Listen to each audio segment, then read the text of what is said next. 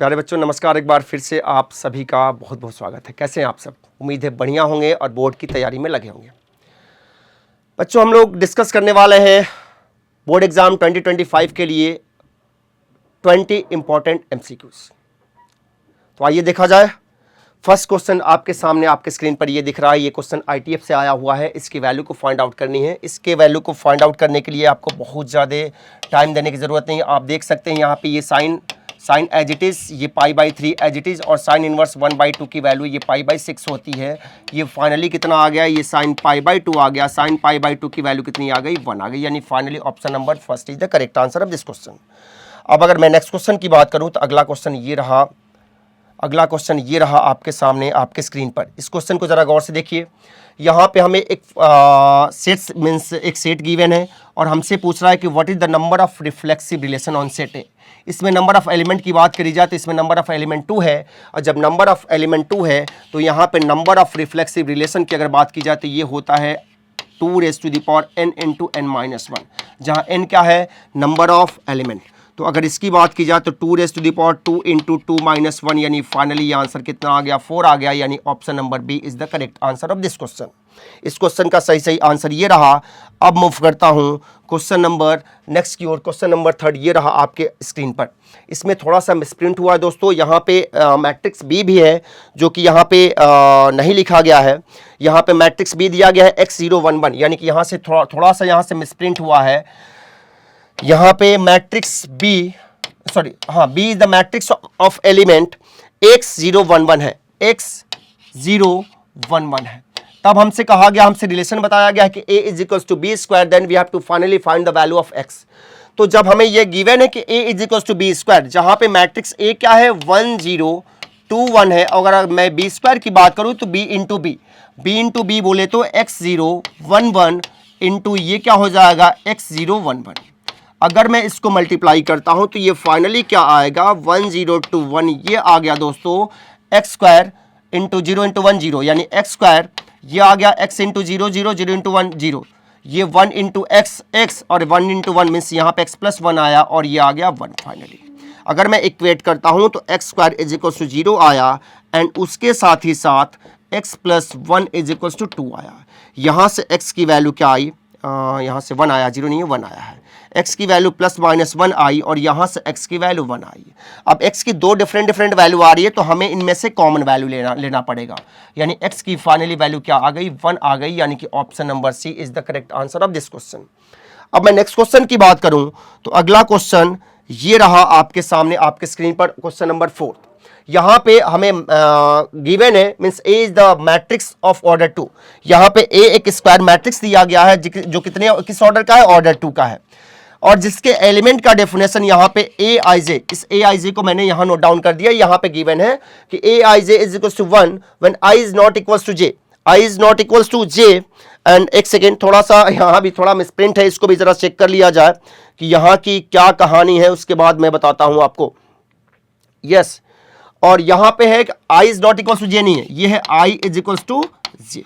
ठीक है, तो जरा गौर, मीन्स मैंने लेट एज्यूम कर लिया कि A is the matrix of element A11 A12 A21 and A22।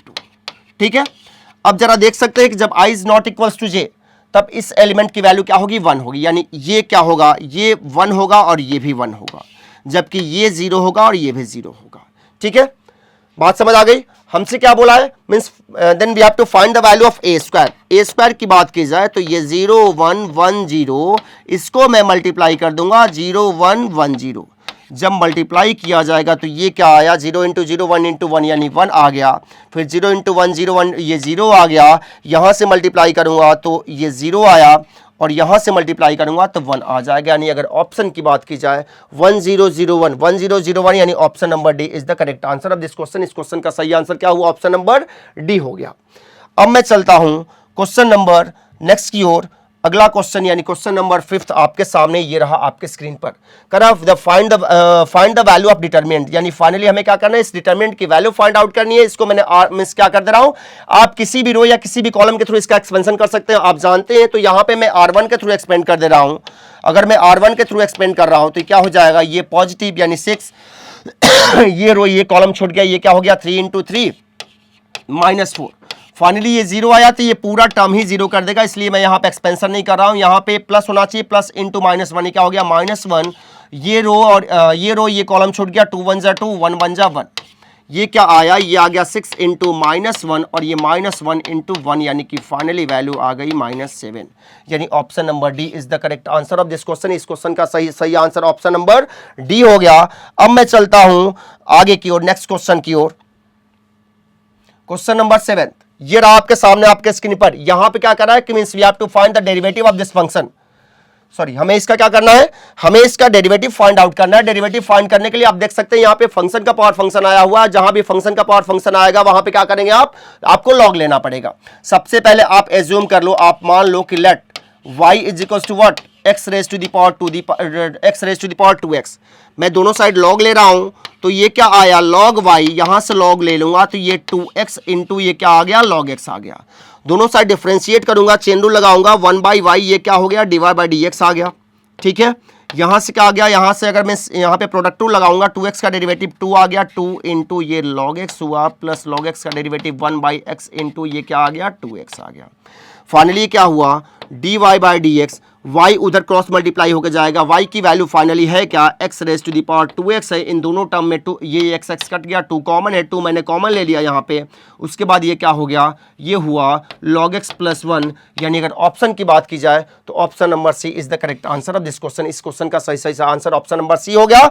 अब मैं चलता हूं क्वेश्चन नंबर नेक्स्ट की ओर। अगला क्वेश्चन नंबर 8 ये क्या कर रहा है, means we have to find the interval in which the function is decreasing. हमें यहाँ पे मिसप्रिंट है, ये 2x³ है, 2x³ है। हमें इसका इंटरवल फाइंड करना है जिसमें क्या हो, ये डिक्रीजिंग हो।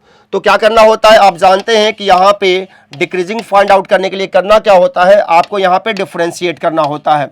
डिफरेंशिएट करोगे तो ये क्या होगा, यहाँ पे क्या 2x³ 9x² plus 12x minus 1 आ गया। ठीक है, यहां से अगर आप f' फाइंड करेंगे तो ये क्या आ गया, ये आया 6x² प्लस ये 18x आ गया, प्लस ये 12 आ गया। ठीक है, यहां से आप 6 कॉमन ले लो, ये x² प्लस 3x प्लस 2 आ गया। अब क्या होगा, यहां से हमें क्रिटिकल पॉइंट निकालना होगा। अगर मैं क्रिटिकल पॉइंट निकालूंगा तो यहाँ पे हमें क्या करना होगा, f' को हमें 0 के इक्वेट करना होगा। तो ये क्या हुआ, 6 इंटू ये x² plus 3x plus 2 is equals to 0 आ गया। ये 6 कैंसिल आउट हो जाएगा, इसको मैं फैक्टराइज करूंगा तो इसका फैक्टर आएगा दोस्तों x plus 2 into x plus 1 is equals to 0। यहाँ से क्रिटिकल पॉइंट की मैं बात करूँ तो 2 क्रिटिकल पॉइंट आएंगे, -2 एंड -1। यहाँ से अगर मैं नंबर लाइन ड्रॉ करता हूँ तो नंबर लाइन ड्रॉ करके मैंने क्रिटिकल पॉइंट को प्लॉट किया तो आप जानते हो राइट मोस्ट वाला ये क्या पॉजिटिव देगा, ये नेगेटिव, ये पॉजिटिव। हमें कौन सी क्वांटिटी चाहिए, नेगेटिव वाली, यानी किस इंटरवल में नेगेटिव वैल्यू आ रही है। जहाँ पे नेगेटिव वैल्यू आएगी वहाँ पे क्या होगा, वहीं पे फंक्शन डिक्रीजिंग होता है। यानी कि फाइनली अगर डिक्रीजिंग की बात करें तो ये ओपन इंटरवल -2 to -1, यानी कि ये फंक्शन -2 to -1 में क्या होगा, डिक्रीजिंग होगा। यानी कि option number B is the correct answer of this question. उसके बाद अब मैं मूव करता हूं क्वेश्चन नंबर नेक्स्ट की ओर। अगला क्वेश्चन, यस, ये इस क्वेश्चन की बात हो रही है, कह रहा है कि the function f(x) is equal to x into mod x where x belongs to r is differentiable. ये कहां पे डिफरेंशिएबल है, कहां पे ये फंक्शन डिफरेंशिएबल है। ऑप्शन आपके सामने है। ये कह रहा है कि only at x is equal to 0 पे डिफरेंशिएबल है, फिर कह रहा है only at x is equal to 1 पे डिफरेंशिएबल है, फिर r पे डिफरेंशिएबल है, या r-0 पे डिफरेंशिएबल है। तो जरा गौर से देखिए इस फंक्शन को, जरा मैं थोड़ा सा एक्सप्लेन कर ले रहा हूं। ये फंक्शन हमें गिवन है f(x) इज इक्वल्स टू ये x इंटू ये mod x गिवन है। इसको मैं फर्दर एक्सप्लेन करूंगा। जब x is greater than equals to 0 होगा तो ये हो जाएगा x² and when x is less than 0 होगा तो ये होगा -x²। यहां से मैं इसका डिफरेंशिएशन अगर फाइंड करता हूं दोनों ही केस में, तो जब x is greater than equals to 0 होगा तो इसका डेरिवेटिव क्या आया, इसका डेरिवेटिव आ गया 2x, और when x is less than 0 हुआ तो इसका डेरिवेटिव आया -2x। अब जरा यहाँ पे क्या है कि 0 पे ही फंक्शन की डेफिनेशन चेंज हो रही है, आपने फंक्शन में देखा था। तो डाउट कहीं है कि इसके डिफरेंशिएबल नहीं होने, कहीं डाउट है। तो डाउट कहाँ पे है, जहां पे फंक्शन की डेफिनेशन चेंज हो रही है। तो एक मैं काम कर लेता हूं, यहां पे मैं x इज इक्वल टू 0 पे एक बार LHD फाइंड कर ले रहा हूं, लेफ्ट हैंड डेरिवेटिव, और एक बार मैं RHD यानी कि राइट हैंड डेरिवेटिव फाइंड कर ले रहा हूं। दोनों में डिफरेंस क्या है कि LHD के लिए आपको ये फंक्शन लेना होगा और RHD के लिए आपको ये फंक्शन लेना होगा। तो यहां से अगर मैं फाइंड करता हूं f'0 LHD के लिए, तो ये -2 इंटू जीरो, ये फाइनली क्या आया, जीरो ही आया।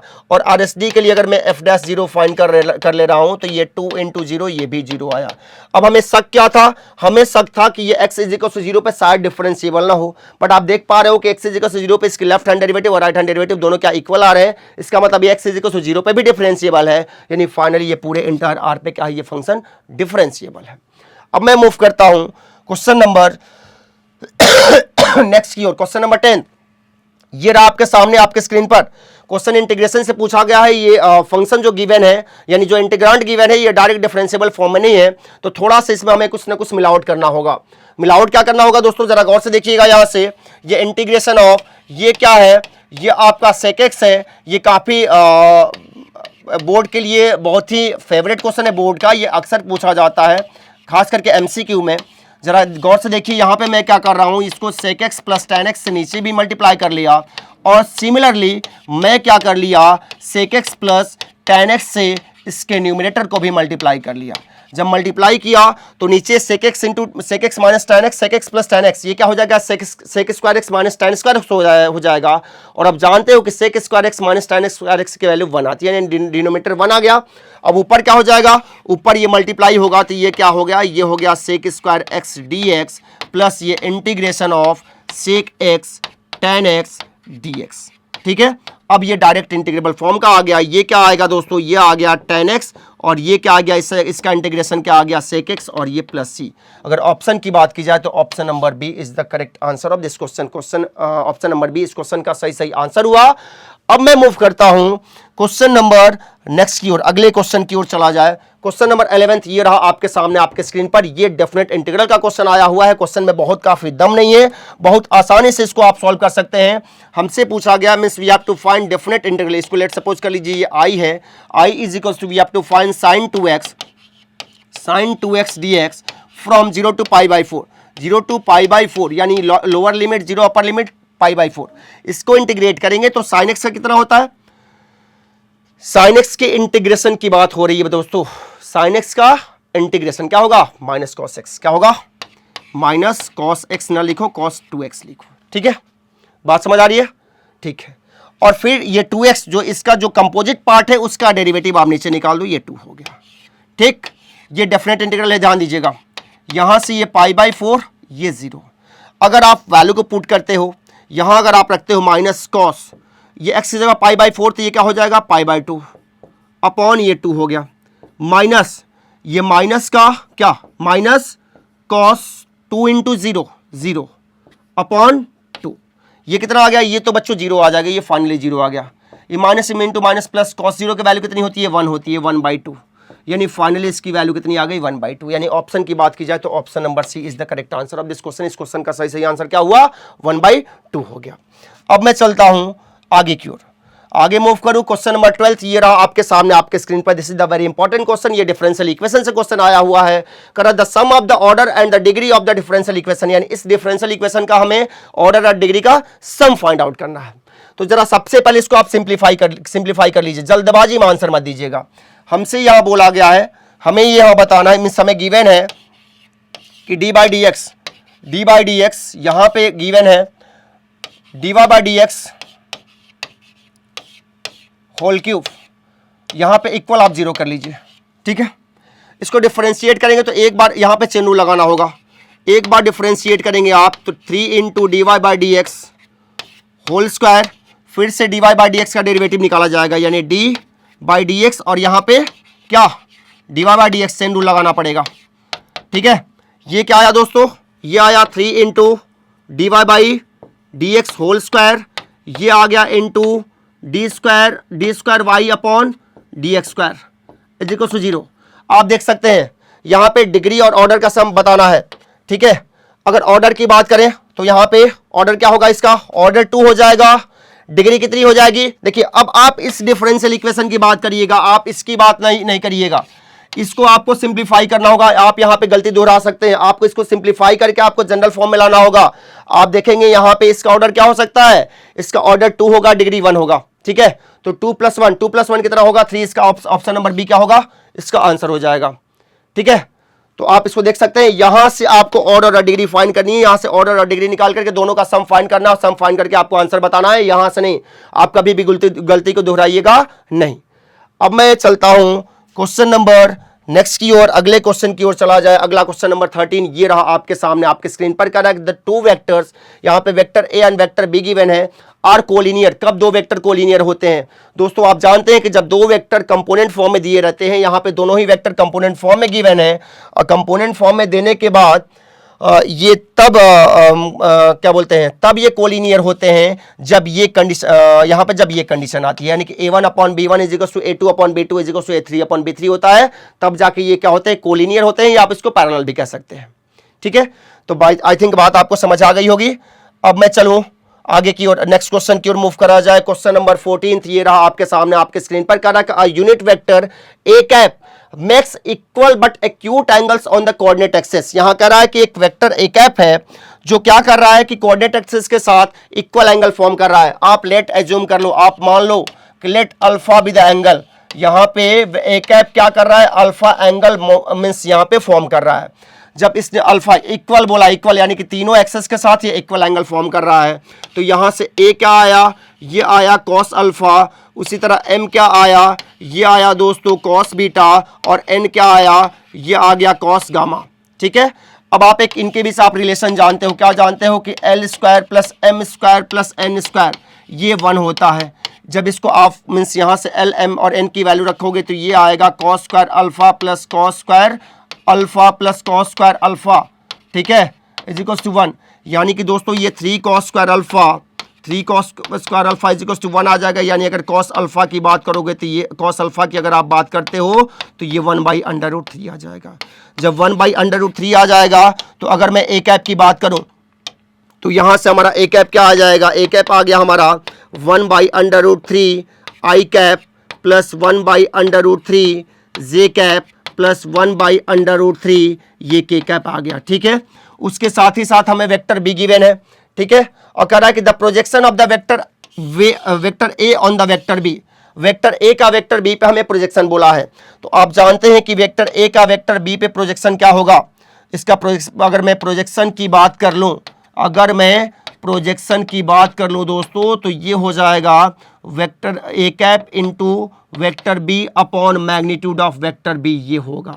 ठीक है, जब इसको आप फाइंड आउट करोगे, अगर मल्टीप्लाई करता हूं तो ये क्या हो जाएगा, यहां से देखिए दोनों ही कंपोनेंट फॉर्म में है, तो आप जनरली इसके स्केलर कंपोनेंट को मल्टीप्लाई करके इसका डॉट प्रोडक्ट निकाल सकते हैं।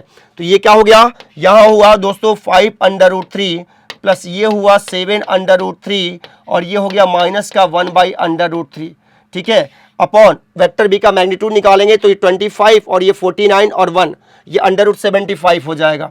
√75 हो गया। यहां से अगर मैं फाइंड आउट करूंगा तो ये क्या आया, ये 12 - 1 यानी 11/√3, 11/√3 ये आया, और यहां से ये आ जाएगा 5/√3। इसको आप सॉल्व करोगे तो ये फाइनली 11/15 आ सकता है। यानी कि इसका आंसर सही क्या आया, option number A is the correct answer of this question. इस क्वेश्चन का सही आंसर ऑप्शन नंबर ए हो गया। अब मैं मूव करता हूं नेक्स्ट क्वेश्चन के, क्वेश्चन नंबर 15। अब देखिए ये क्या कर रहा है कि the angle between the lines 2x is equal to 3y is equal to -z and 6x is equal to -y is equal to -4z is.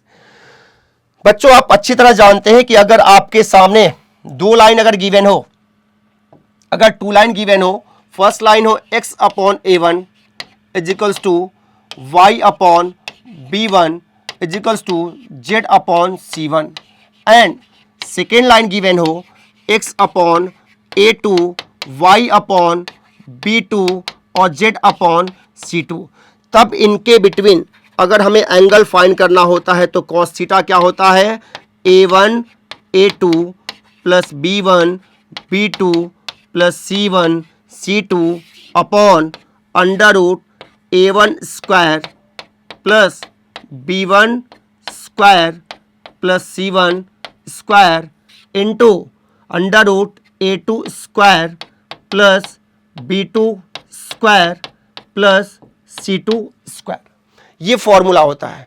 इसी फॉर्मूले के बिहाफ पे हम इस क्वेश्चन का आंसर को फाइंड आउट कर लेंगे।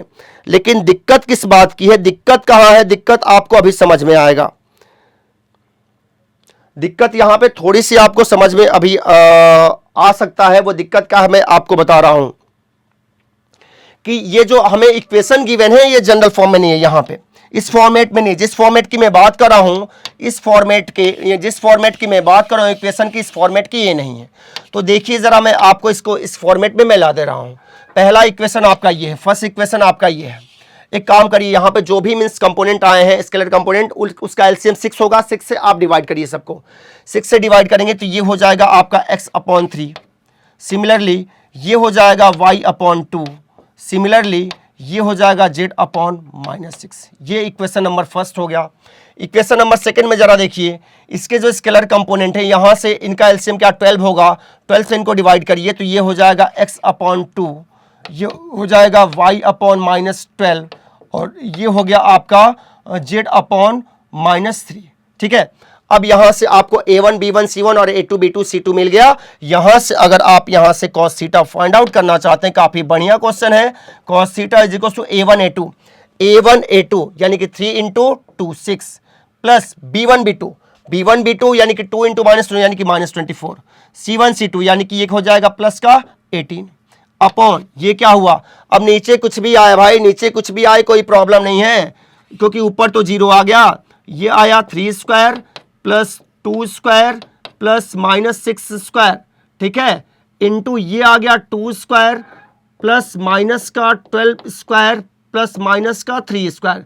बट कोई फायदा नहीं है दोस्तों, ऊपर तो 0 आ गया ना, यानी कि ये ऊपर 0 बाई समथिंग 0 यानी cos theta is equal to 0, यानी फाइनली cos कितने की वैल्यू 0 होती है, cos 90 यानी कि पाई बाई टू कह लो या 90 कह लो, यानी थीटा की वैल्यू क्या आ गई, 90 आ गई। यानी option number D is the correct answer of this question. इस क्वेश्चन का सही आंसर क्या हुआ, ऑप्शन नंबर डी हो गया।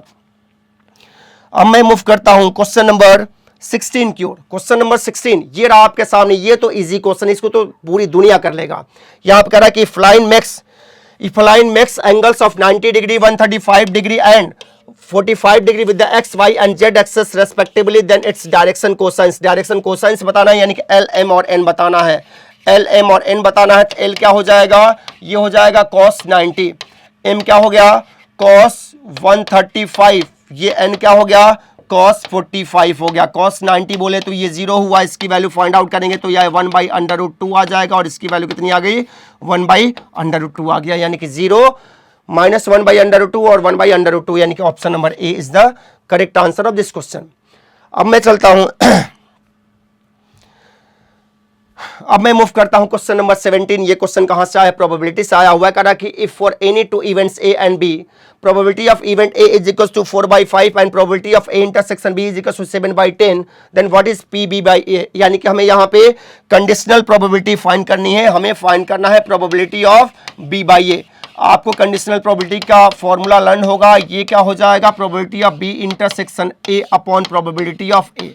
जरा गौर से देखिए, यहाँ पे ए इंटरसेक्शन बी की प्रोबेबिलिटी गिवन है कितना, 7/10 गिवन है, क्लियर। यहाँ से प्रोबेबिलिटी ऑफ ए 4/5 हो गया, इसको आप सॉल्व करोगे तो 7 × 5 अपॉन 4 × 10 ये कैंसिल आउट होगा, यानी कि 7/8 फाइनली इसका आंसर आएगा, यानी option number C is the correct answer of this question. इस क्वेश्चन का सही आंसर क्या हुआ, ऑप्शन नंबर सी हो गया।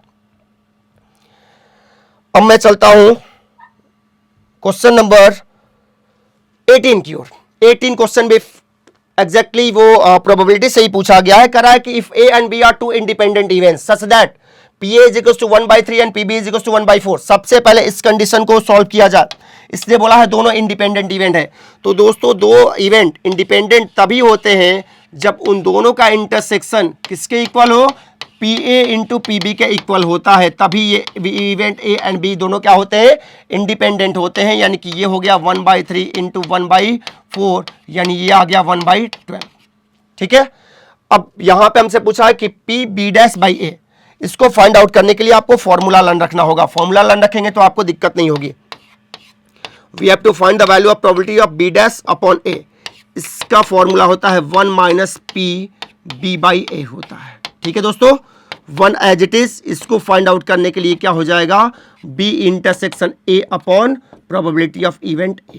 ठीक है, 1 आप देख सकते हैं इसकी प्रोबेबिलिटी मैंने 1/12 फाइंड आउट कर रखा है, 1/12 अपॉन प्रोबेबिलिटी ऑफ इवेंट ए 1/3, ये कितना आ गया, इसको आप सॉल्व करेंगे तो ये आ जाएगा आपका 1/4 फाइनली कितना आ गया, ये आ गया 3/4। यानी ऑप्शन की बात की जाए तो option number C is the correct answer of this question. इस क्वेश्चन का भी सही ये आंसर हो गया। अब मैं चलता हूं, अब हम लोग सेशन के एंड में ही चल रहे हैं। क्वेश्चन नंबर 19, ये क्वेश्चन काफी इंपॉर्टेंट है दोस्तों, बहुत बार पूछा गया है, बहुत बार बोर्ड एग्जाम में पूछा गया कि the number of all possible matrices of order 3/3 with each entry 0 और 1, यानी कि यहां पे total number of possible matrices कितने हो सकते हैं, किस ऑर्डर के, 3/3 के। तो लेट सपोज कर लो कि हमने मैट्रिक्स ए लिया, वो ऑर्डर 3 के स्क्वायर मैट्रिक्स है, यानी इसके एलिमेंट क्या होंगे, A11, A12, A13, A21, A22, A23, यहां से A31, A32 और A33, ठीक है। यानी टोटल 9 एलिमेंट्स आए।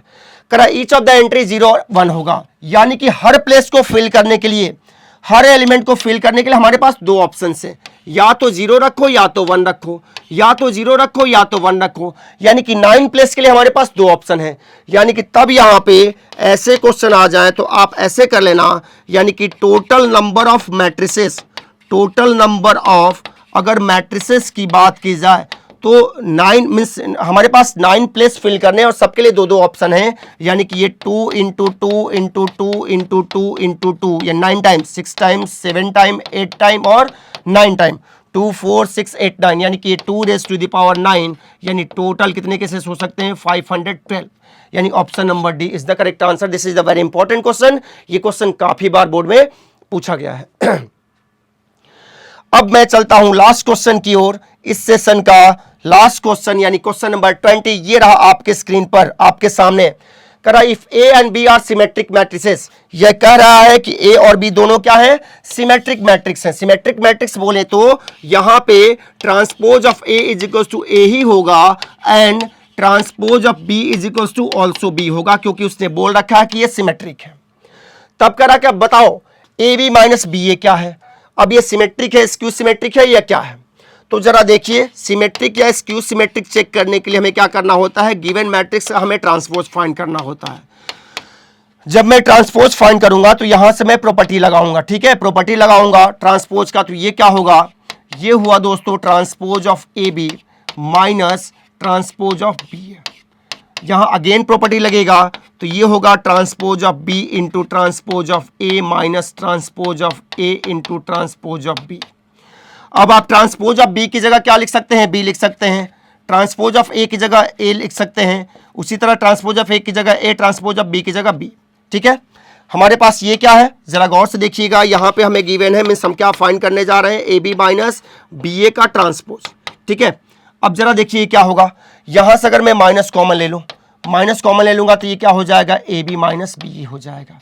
यानी आपने क्या देखा कि इस मैट्रिक्स, ये पूरा क्या है, एक मैट्रिक्स है, इस मैट्रिक्स का ट्रांसपोज इसके निगेटिव के इक्वल आ रहा है, इसके निगेटिव के इक्वल आ रहा है। और जब कभी भी किसी मैट्रिक्स का ट्रांसपोज उसके निगेटिव के इक्वल आता है तो वो मैट्रिक्स क्या होता है, स्क्यू सिमेट्रिक मैट्रिक्स होता है। यानी अगर ऑप्शन की बात की जाए तो option number A is the correct answer of this question.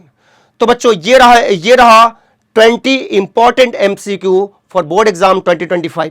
इसी तरह आप हमारे साथ बने रहिए, मैं आपके लिए ढेर सारे इंपॉर्टेंट क्वेश्चन का सीरीज लेकर के आता रहूंगा। तब तक के लिए आप सभी को बहुत बहुत धन्यवाद।